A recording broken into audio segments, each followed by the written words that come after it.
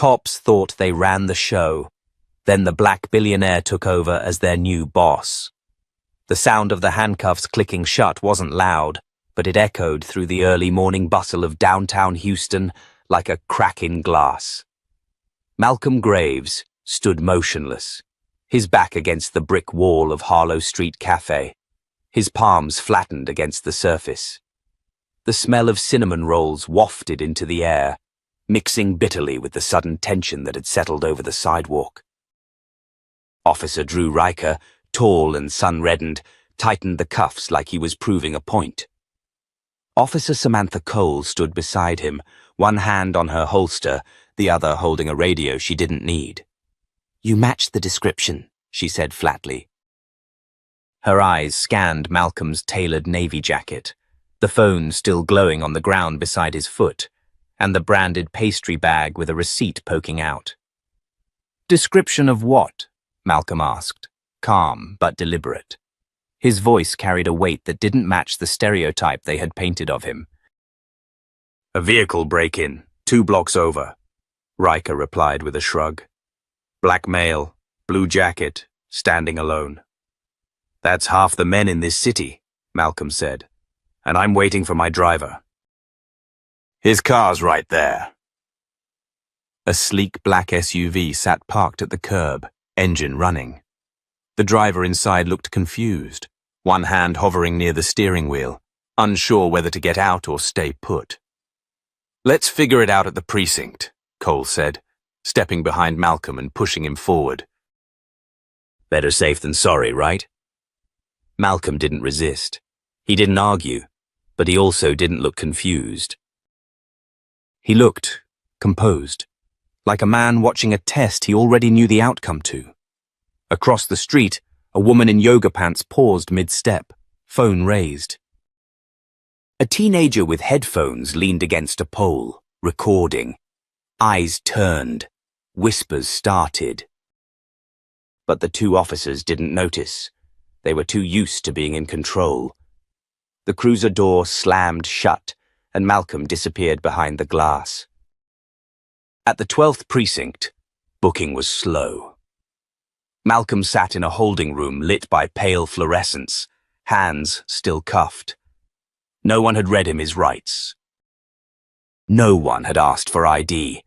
Not even the patrol report had been filed yet. Behind the glass, Officer Riker joked with the desk sergeant, cracking open a soda. "Guy had that look," Riker said, leaning on the counter. "Entitled. Like we were wasting his time. Probably one of those fake CEOs or something," Cole added. "Instagram money." The desk sergeant, Corporal Vance, frowned as he typed Malcolm's name into the system. His fingers hesitated, then stilled. "You sure about this?" he asked without looking up. Cole raised an eyebrow. "He fits the call." "He also lives in River Oaks," Vance said, eyes scanning the screen.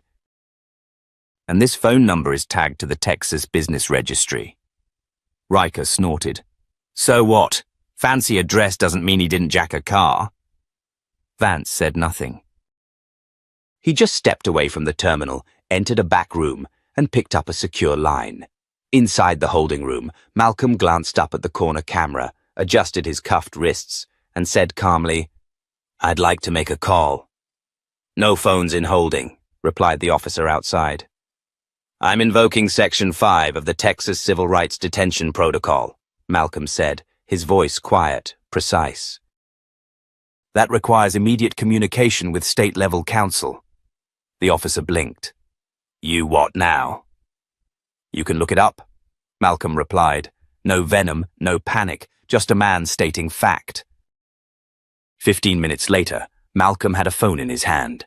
He didn't scroll through contacts. He punched in 10 digits from memory. "This is Graves," he said when the line connected. "We have a situation." That was all. He didn't yell. He didn't threaten. He hung up after 27 seconds. The precinct was quiet when the email arrived. It didn't go to Riker. It didn't go to Cole.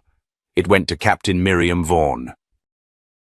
The subject line read, Immediate Release Directive, Malcolm D. Graves. Attached was a PDF with state-level clearance codes, a digital signature from the Attorney General's liaison office, and a pending notice of internal departmental audit under state authority. Within 30 minutes, Malcolm was out of the cuffs, walking calmly past the front desk, now flanked by 2 state compliance officers in suits. Riker caught sight of him from the hallway and nearly dropped his coffee. "That's not possible," he muttered. Cole's mouth went dry. He was just in holding. Now he was gone. No cuffs. No warning, no courtroom, but the real punch came 2 days later. Monday morning, briefing room. Captain Vaughan stood at the front, her voice clipped. "As of today, the 12th Precinct will undergo an internal review of all traffic stops and detentions made within the last 3 years. The review is being led by Special External Liaison appointed by the State Attorney General's office." The room buzzed, murmurs flew, a few heads turned toward Riker and Cole. Vaughan continued. "That liaison will have unrestricted access to all departmental records and will be assuming oversight of all field operations, effective immediately." The door at the back of the room opened. Malcolm Graves walked in, dressed in a charcoal 3-piece suit. Calm, quiet, confident. Every face turned, every jaw dropped. He stepped beside the captain, nodded once, and looked directly at Riker and Cole. "Good morning," he said. "Let's get to work." And just like that, the cops who thought they ran the show realized, too late, they had just arrested their new boss. Malcolm Graves sat alone in the corner office on the 4th floor, staring out the wide window that overlooked the city. Downtown Houston buzzed below, but inside the 12th Precinct, the silence was almost orchestral. He had been back less than 48 hours, but his presence had already reset the tone. Conversations were shorter, glances sharper. Every officer walked a little straighter in the halls, not from respect, but from fear of what he might already know. Across the bullpen, Officer Drew Riker stood stiffly at his desk, eyes locked on a manila folder that hadn't moved in 10 minutes. His partner, Samantha Cole, leaned against the filing cabinet, arms crossed. She hadn't spoken to Riker since the briefing. Not really. "He's not just some liaison," Riker muttered finally, breaking the tension. "He didn't blink when he walked in. He wasn't mad. He looked like he expected it." Cole shrugged, but it wasn't casual. Her jaw was tight. "So what if he expected it? Doesn't mean anything." "You don't walk into a room like that unless you're holding cards we don't even know exist," Riker replied, voice low. Cole looked away, her fingers drumming lightly against the cabinet. "We didn't do anything wrong." He didn't answer, because she wasn't convincing herself either. Later that afternoon, Malcolm called his first operational meeting. The precinct's conference room, normally used for birthday cakes and late paperwork, was packed. Sergeants, lieutenants, patrol officers, they all filled the chairs in silence, unsure what to expect. Malcolm didn't stand behind the podium. He didn't lecture. He stood at the front with just a small stack of paper and a laptop. "I'm not here to give speeches," he began. "You don't need another seminar about ethics or bias. You've sat through all those—" "You know the words." He looked up, his eyes scanning the room. "What I'm interested in is behavior, repeated behavior. The kind that shows up not in headlines but in data." He paused. "Because data doesn't lie. It just waits for someone to read it." He clicked a key, and the screen behind him changed. Heat maps, red clusters, arrest patterns. Years' worth of stops arranged across districts. A few officers shifted in their seats. "I'm not singling anyone out. Yet. But I want you to understand that every badge in this room is accountable, because the badge isn't the shield anymore. The public is watching. The cameras are rolling. And I have the authority to pull any report, any footage, and ask one simple question. Did you do the right thing? No one spoke. But the shift was tangible. Dismissed, he said. Except Riker and Cole. I want a word. The room cleared like a tide. Cole stood firm, arms crossed, but her face was pale. Riker tried to play casual, but couldn't stop adjusting his collar. Malcolm waited until the last officer left before walking slowly around the table. You detained me, he said simply. Outside a bakery. No ID check, no questions, no rights read. You assumed. Cole's voice cracked the silence. We had a dispatch. You had a description, Malcolm corrected. A vague one. And you filled in the blanks with your comfort zone. Riker stepped forward, bristling. We followed protocol. No, you followed habit, Malcolm said sharply. There's a difference. Protocol would have required identification before detainment. Habit let you believe you didn't need to ask questions. Habit said I looked like trouble. Cole opened her mouth, but Malcolm cut in. You're not on trial, not yet, but you are under internal review. Not just for the incident with me, but for your last 18 months of stops. There are patterns. I'm not the only name flagged. Riker's eyes narrowed. This is personal for you, huh? Malcolm gave a half smile, but it didn't reach his eyes. I've spent 20 years making sure it's not personal. But you made it personal the moment you decided I didn't deserve basic rights. He leaned forward, voice low but razor sharp. And the irony? I'm the best thing that could have happened to this precinct. Because I'm not here to bury you. I'm here to force you to look in the mirror and decide if the person staring back deserves the badge. He picked up the folder on the table and turned to leave.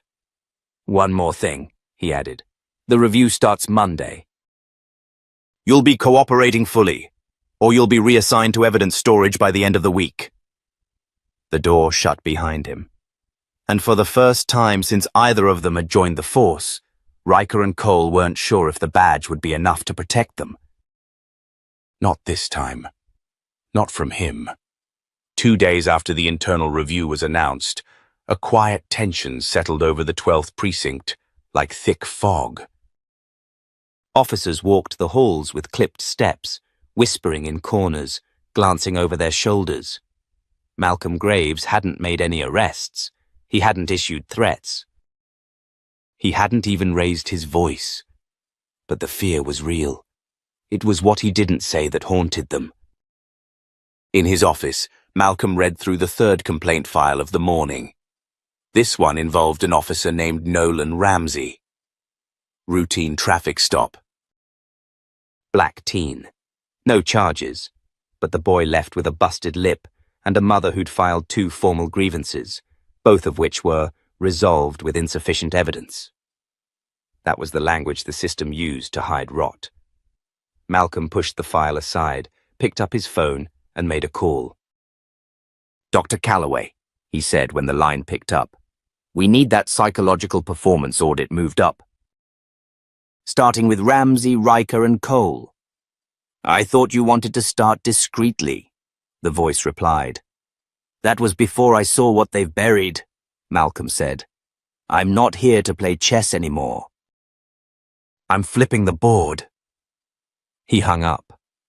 Down in the squad room, Riker slammed his locker shut hard enough to echo. You hear this crap? He muttered to Cole. Now we've got to sit through a shrink evaluation? For what? Cole was quieter than usual, her eyes darting to the security camera in the corner of the room. Maybe it's not about us, she offered. Riker laughed dryly. That man is making it about us. You think Graves is doing this for the good of the precinct? Come on. This is punishment dressed as policy. He's not wrong about some of it, she said, almost too soft. Riker turned. What's that supposed to mean? Cole hesitated, then shrugged. I mean, we've been running on autopilot for years. Some of those calls, they were grey, Drew. Riker scoffed. They were law enforcement. Grey is part of the job. Is it? She asked. Or is it just easier to tell ourselves that? Before Riker could respond, Sergeant Alvarez stepped in. You two, he said. Conference room. Now. They exchanged a look and followed. Inside the room were 3 people, Malcolm, Dr. Calloway, and an assistant with a laptop. Malcolm didn't greet them. He pointed at the chairs across the table. This isn't disciplinary, he said. It's diagnostic. You'll answer honestly and you'll answer fully. Your careers may depend on it. Calloway opened a folder. This is about response patterns under pressure, situational recall, and most importantly, self-awareness. Riker shifted uncomfortably. You're evaluating if we're racist? No, Calloway replied. We're evaluating whether you're fit for duty in a precinct that's about to undergo systemic reform. Bias is part of it. But it's not the only thing. They started with hypotheticals. What do you do if a person refuses to stop walking? What if a suspect fits a vague description? What if a black man records you during a stop and asks for a supervisor? Then came real cases, from their own reports. The room got hotter. Cole's fingers trembled slightly when they showed her footage from a stop where she detained a young woman for arguing about a citation. I was following procedure, she said. Were you? Malcolm asked. You were 6 minutes into that stop before she raised her voice. You were agitated before she even spoke. Cole looked down. Then it was Riker's turn. They pulled up the body cam footage from the bakery arrest, the day they cuffed Malcolm himself. Riker tensed as the screen lit up. It showed him approach Malcolm with one hand near his holster, the other waving a half-eaten granola bar. Don't move. Malcolm was calm in the video, just like he had been that day. Waiting for my driver, the video version of him said. Riker cringed as he watched himself escalate. His own voice sounded harsher in the playback. He hadn't noticed it in real time. Calloway paused the footage. You were never in danger, she said. Riker didn't respond. Malcolm finally leaned forward, eyes sharp. Why did you grab my arm? Riker swallowed. Because I didn't believe you.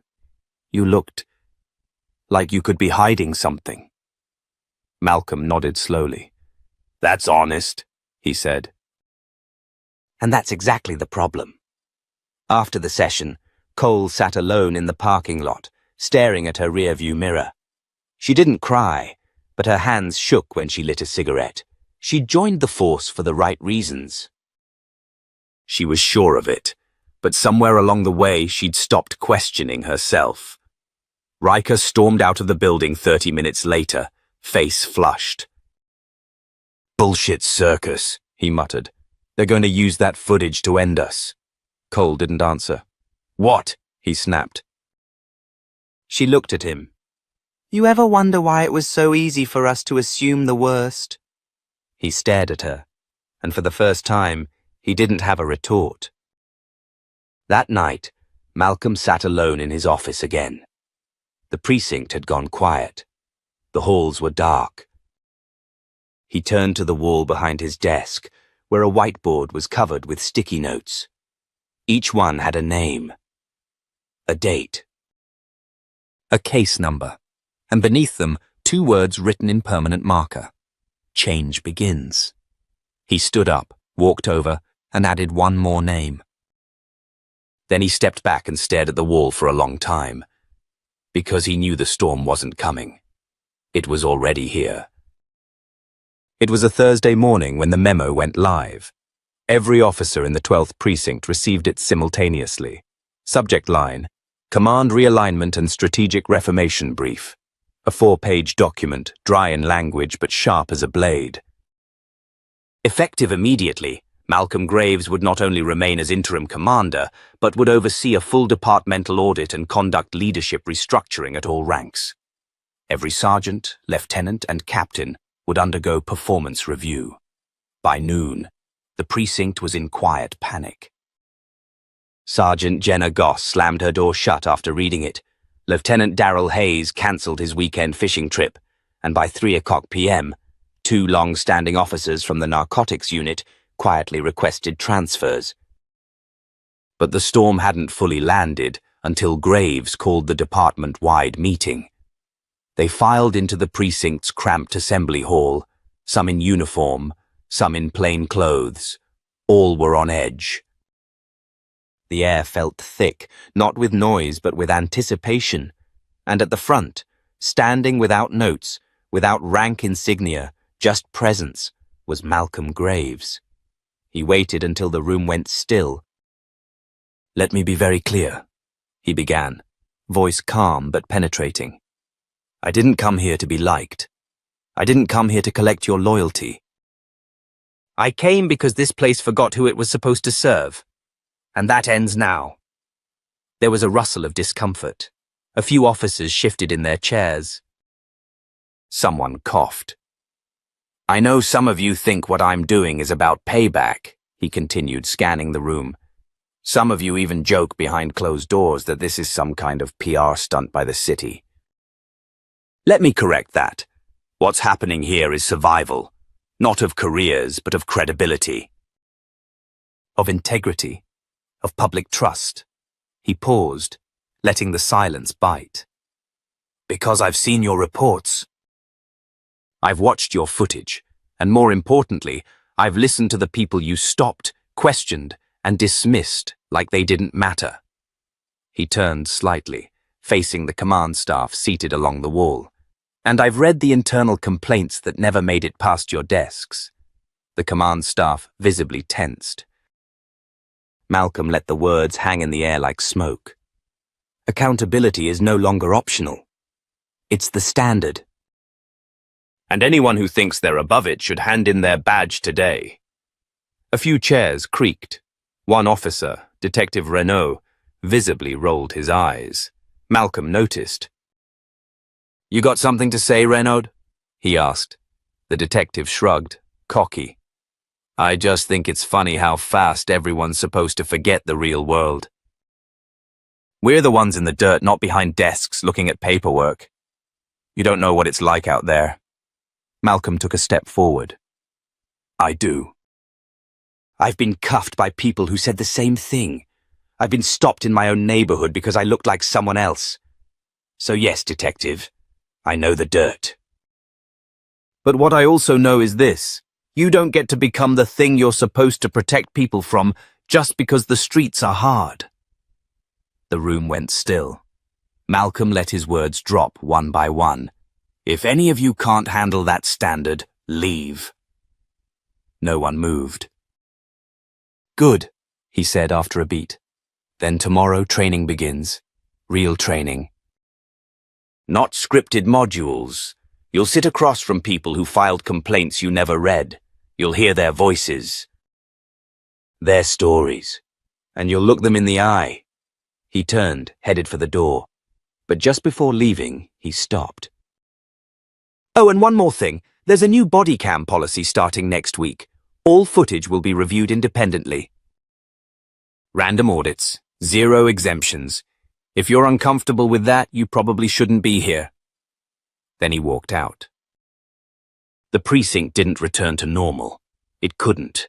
By that weekend, the first community panel was scheduled. Local residents, business owners, parents, and even a few teenagers gathered in the municipal building gym. Graves didn't just bring officers, he made them sit, listen, and stay until the last word was spoken. Sergeant Goss tried to make excuses, citing scheduling conflicts. Malcolm rescheduled the entire panel around her.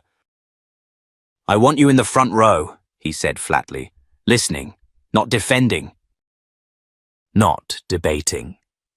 When the panel began, the first voice to speak was a young mother named Brianna Lewis. "My 14-year-old son got stopped walking home from the library," she said, voice steady but eyes burning. "They said he looked suspicious." "What does that mean? That he's tall? That he's black? Or that he had a backpack? She turned to the officers. You wrote him up like he was a threat. Made him feel like he didn't belong. That changes a kid. That changes how they trust people in uniform. Another voice followed, and another. Story after story, each one sharper than the last. And then, midway through the session, something unexpected happened. One of the officers, Officer Jalen Keith, a rookie barely 6 months on the job, stood up. I can't fix what's already happened, he said nervously, but I joined because I believed this badge meant something. And if we're going to do better, it starts with shutting up and listening. I'm here for that. There was a long pause. Then the crowd clapped. Not loud, but sincere. That night, Graves stayed behind cleaning chairs, sleeves rolled up, sweat beading his brow. As he stacked folding tables, Jalen walked over. Was that okay? The young officer asked. Malcolm gave a small smile. That was the bravest thing I've seen in weeks. Back at the precinct, others weren't as moved. Behind closed doors, a small group had started to push back. Detective Renault among them. This is about control, he spat, voice low. He's not here to fix anything. He's here to tear it down. What's your play? Asked another officer. Renault leaned in. We dig. Graves has a history. Nobody climbs like that without skeletons. Find something. And just like that, while Malcolm was busy rebuilding trust from the ground up, others were already preparing to strike back. The war for the precinct's future had just gone underground. And Malcolm Graves didn't even know it yet. Malcolm Graves was at his desk early that Monday, sleeves rolled up, eyes fixed on a digital dashboard showing trends in departmental complaints over the last 5 years. The spikes didn't surprise him. What caught his attention was the timing, specific seasons, certain supervisors, and names that appeared too often to be coincidence. He leaned back, brow furrowed, tapping his pen on the armrest. It wasn't just about misconduct anymore. It was about a culture, and culture doesn't change because you put on a clean suit and give good speeches.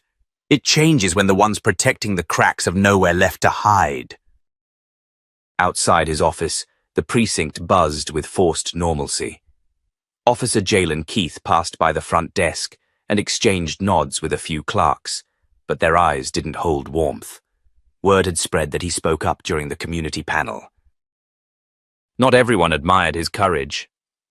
Watch your back, Keith, a detective muttered as they passed him.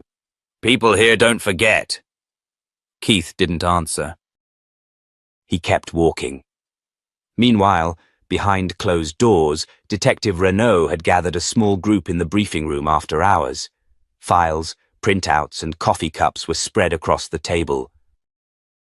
The air reeked of stale sweat and resentment. I pulled some old news clippings, Renault said, placing a manila folder at the center. Found something interesting about Graves. Lieutenant Darrell Hayes, once tight-lipped, leaned in. You sure it's solid? Renault nodded. 5 years ago, he ran an oversight audit in Richmond.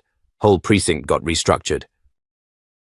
2 officers filed whistleblower retaliation claims. Said he made examples out of people to push his agenda. Was anything proven? Hayes asked. Doesn't matter, Renault said. Perception is power. We push the right narrative. We can rattle the cage he's hiding in. Hayes crossed his arms. This your idea of justice? Renault didn't flinch. This is survival. The next morning, an anonymous tip was sent to 3 local reporters. Subject: Power abuse at the top. The email included clipped screenshots, references to a disciplinary review in Richmond, and implied Graves had suppressed key evidence to protect a friend during a federal audit. No sources were named, no proof attached. But the bait had been cast. That same day, Graves received a call from City Hall. Malcolm, said Deputy Mayor Laura Breen, her voice sharp but controlled. "We've received media inquiries about your prior work in Richmond. Is there anything you need to tell me before this spins out?" Graves exhaled slowly. "Nothing that hasn't already been vetted during my confirmation. But I'll prepare a statement." "I trust you," Breen replied. "But you know how this works. The court of public opinion moves faster than facts. When the first article dropped, it was mild. A headline in the Boise Chronicle: City Accountability Officer once accused of retaliation tactics. The piece was light on detail, but heavy on insinuation. Inside the precinct, whispers grew louder. "You see the paper? Did you know he buried evidence? They're saying he's not even qualified." Graves noticed it the moment he stepped into the break room. Conversations stopped. Eyes darted, backs turned. He didn't say a word. He didn't need to. He'd seen this tactic before. The next panel meeting with the public was cancelled at the last minute due to security concerns. A neighborhood outreach project he'd spent weeks organizing was suddenly under review. Small moves, but deliberate. Later that evening, as he sat in the back of the precinct's quiet records room, Jalen Keith knocked softly and stepped inside. "I saw the Chronicle," Jalen said, voice low. Graves looked up. "I know that's not who you are," Keith continued. Graves nodded once, then said, "Thank you. But this isn't about them believing me. It's about not letting them shift the focus." "What do we do?" Keith asked. "We keep working," Graves said, standing up.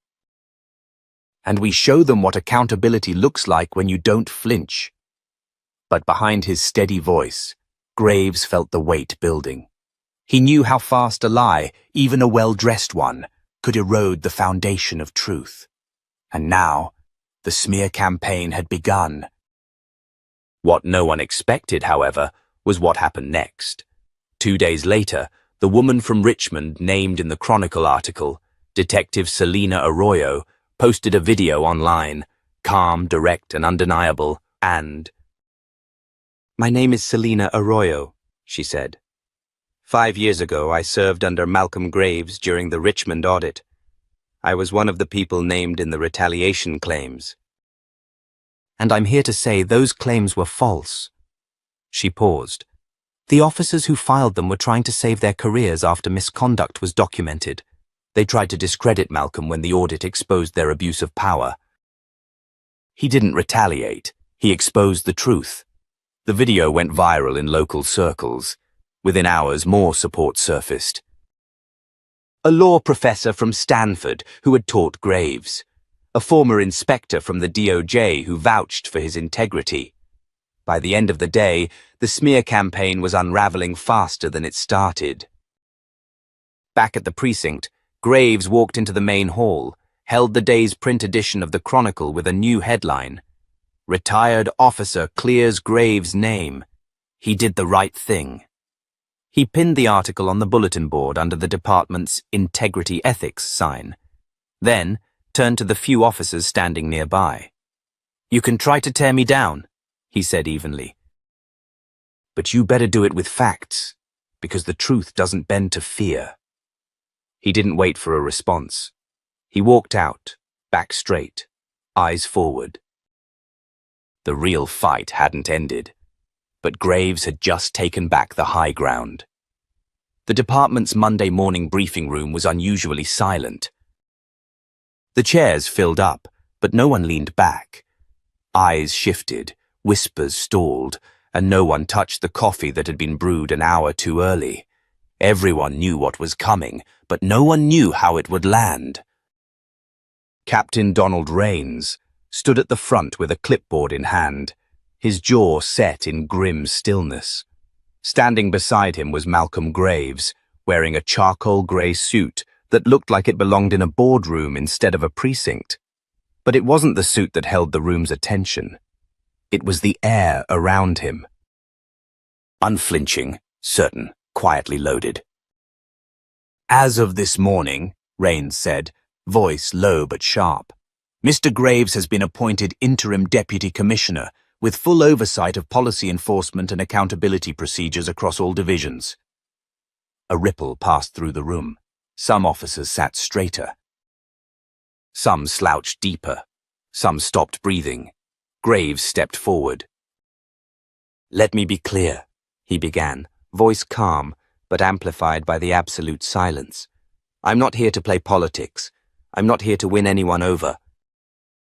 I'm here because for too long, patterns of misconduct and silence have gone unchallenged. That ends now."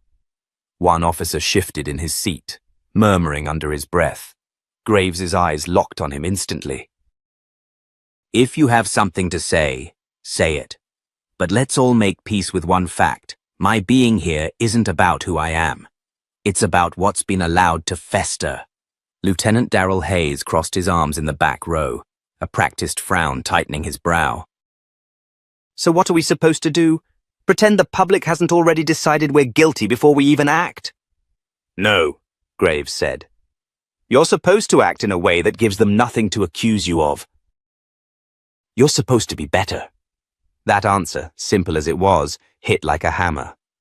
After the meeting, Hayes cornered Graves outside the briefing room. "Who put you up to this?" Hayes asked, voice low, threatening. "Because I've worked 30 years without needing someone like you watching over my shoulder." "Then 30 years is a long time to be unchecked," Graves replied without blinking. Hayes didn't move, but his eyes flared. "You think you can walk in here and fix everything with some shiny speech?" Graves leaned in slightly. "No, I think I can hold people accountable, even when the shield on their chest makes them think they're untouchable." A few feet away, Detective Renault stood watching the confrontation. He didn't step in. He didn't need to. His part in the next move was already set.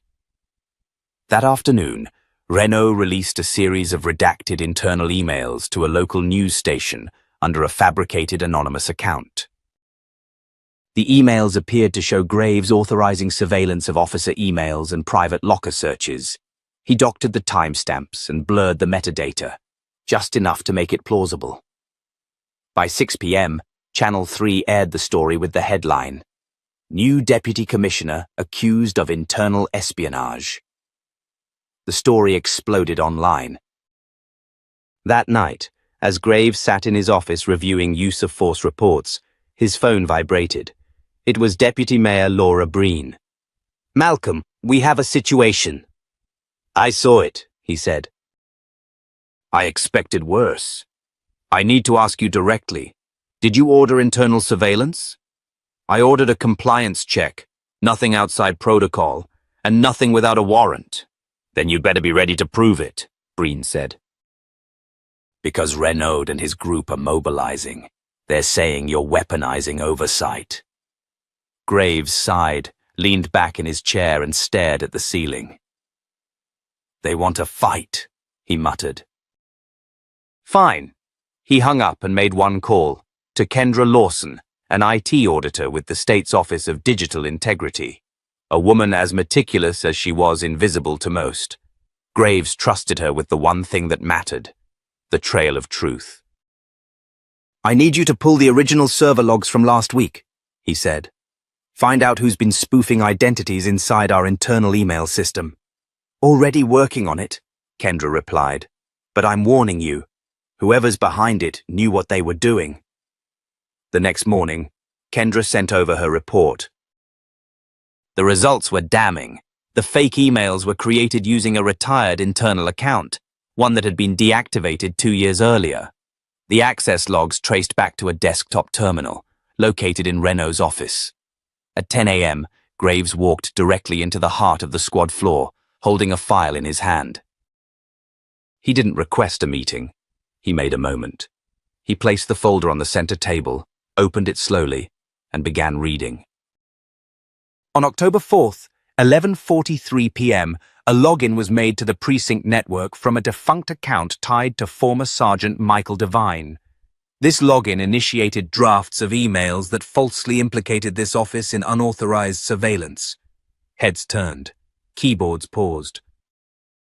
That terminal is assigned to Detective Charles Renault, Graves said, eyes sweeping the room.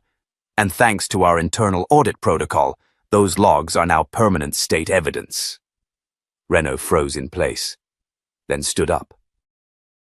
This is a setup, he growled. You're making this up to silence dissent. No, Graves said, stepping closer. I'm holding you accountable for weaponizing lies. You wanted a battle. You got one.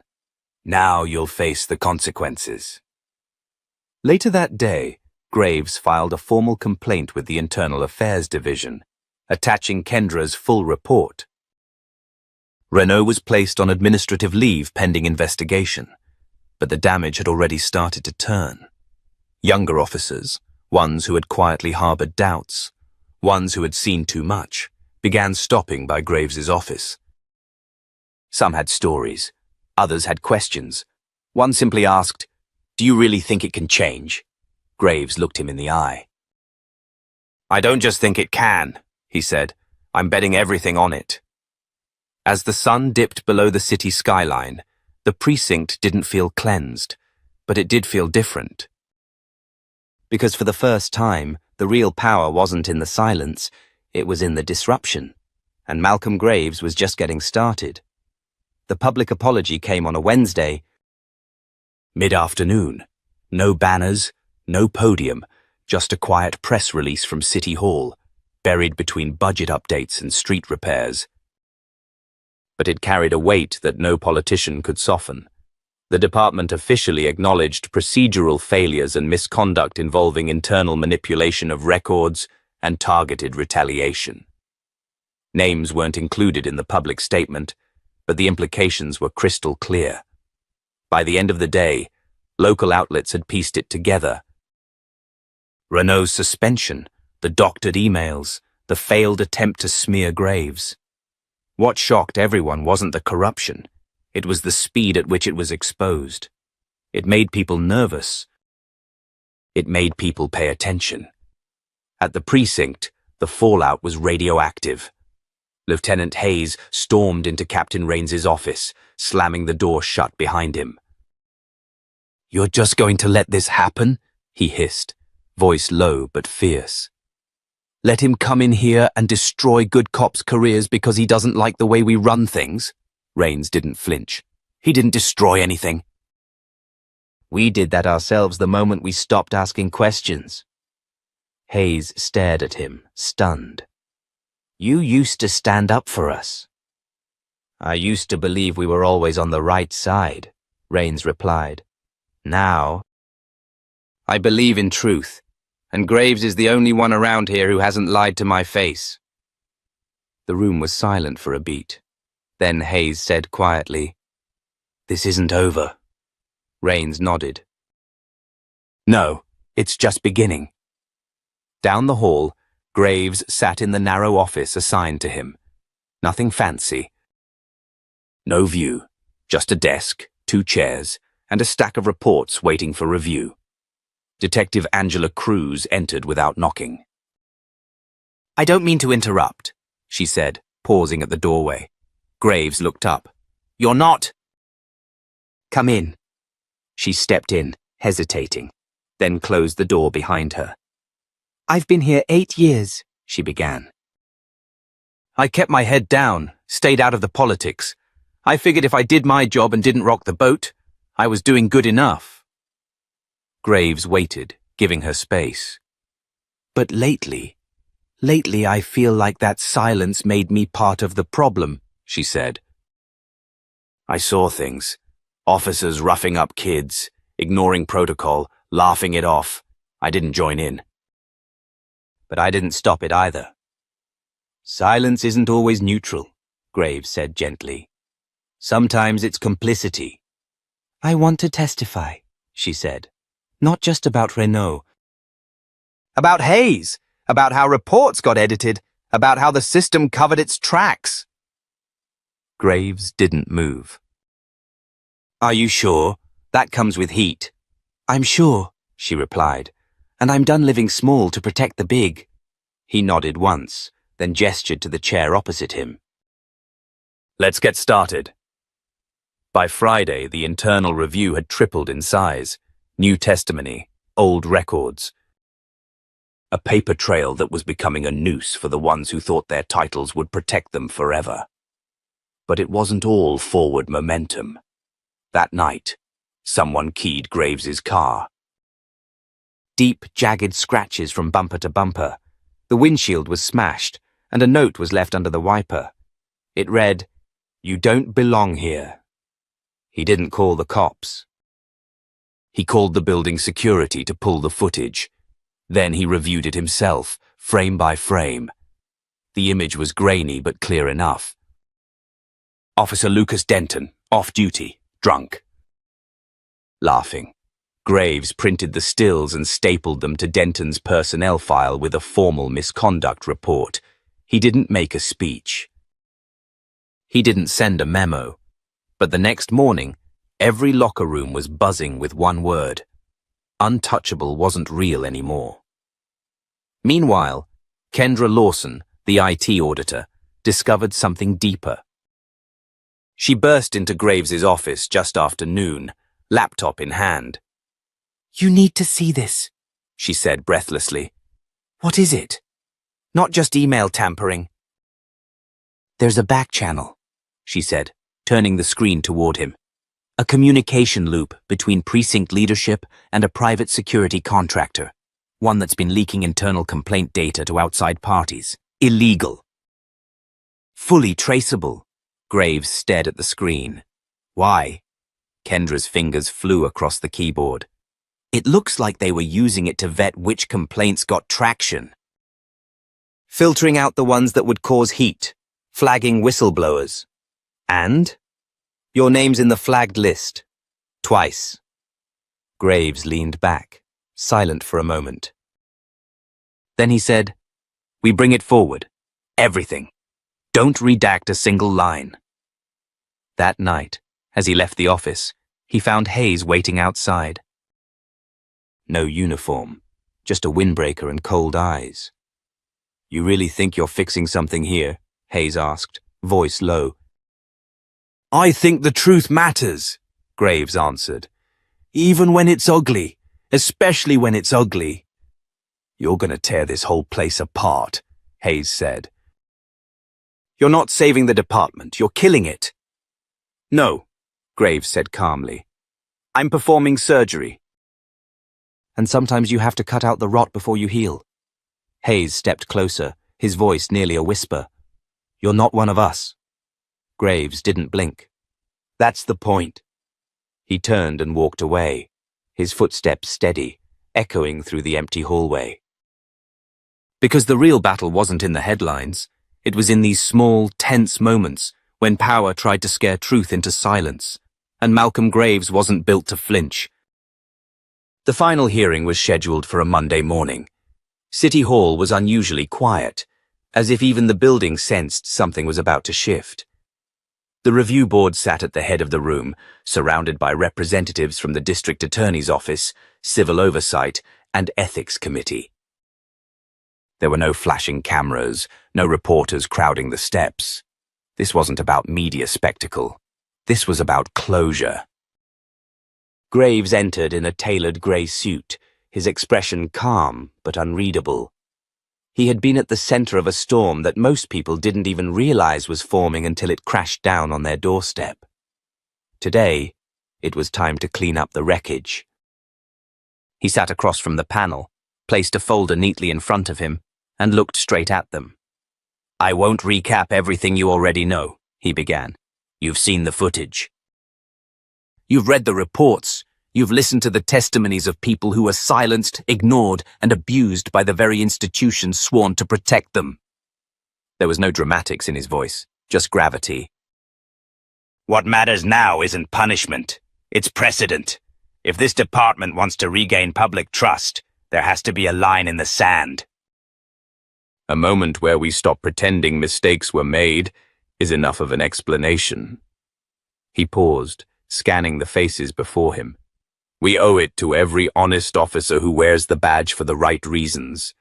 We owe it to the citizens who don't have the luxury of second chances when we get it wrong." The chairwoman of the board, Judge Eileen Marsh, leaned forward. "Mr. Graves, are you ready to present your final recommendations?" He nodded.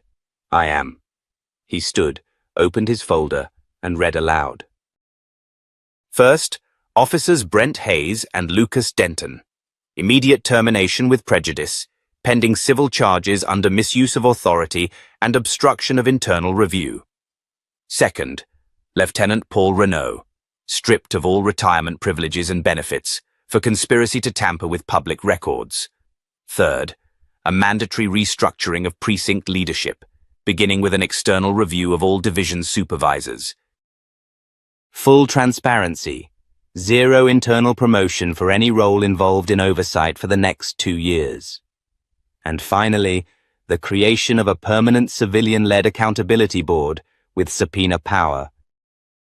Not advisory, not symbolic, real authority. There was a brief murmur among the board members. Judge Marsh spoke again. "Is this your final word?"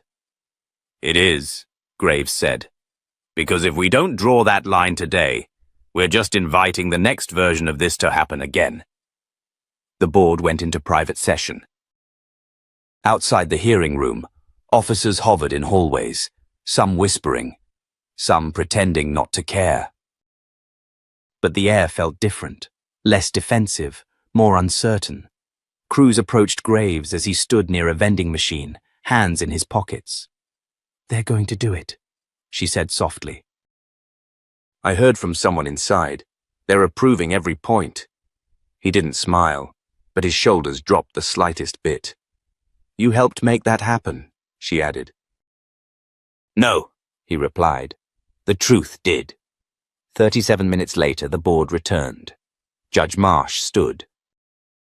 "This committee accepts all recommendations presented by Special Counsel Malcolm Graves. Implementation will begin immediately. This hearing is adjourned." The room didn't erupt. There were no cheers. But the silence was loud in a new way. Not fear. Not avoidance. Just understanding. Later that afternoon, Graves packed his things into a single box. He had never made the office feel personal. No photos, no keepsakes. His job was never to settle. It was to move. He walked through the precinct quietly. A few officers nodded. 1 or 2 even said thank you. Outside, Cruz waited by the curb. "Heading back to D.C.?" she asked. "Eventually," he said. "But first, New Orleans. There's another review starting there." She hesitated. "You ever think about staying in one place?" He turned to her. "The work doesn't allow for that." She gave a small smile. "Well, thank you for making people listen." He paused before getting into his car. "Don't thank me," he said. "Just make sure the silence doesn't come back." As he pulled away, the precinct faded in the rearview mirror. A building still standing, but different now. Lighter, leaner. A place that might finally start seeing people again. The next day, city newspapers ran a small headline.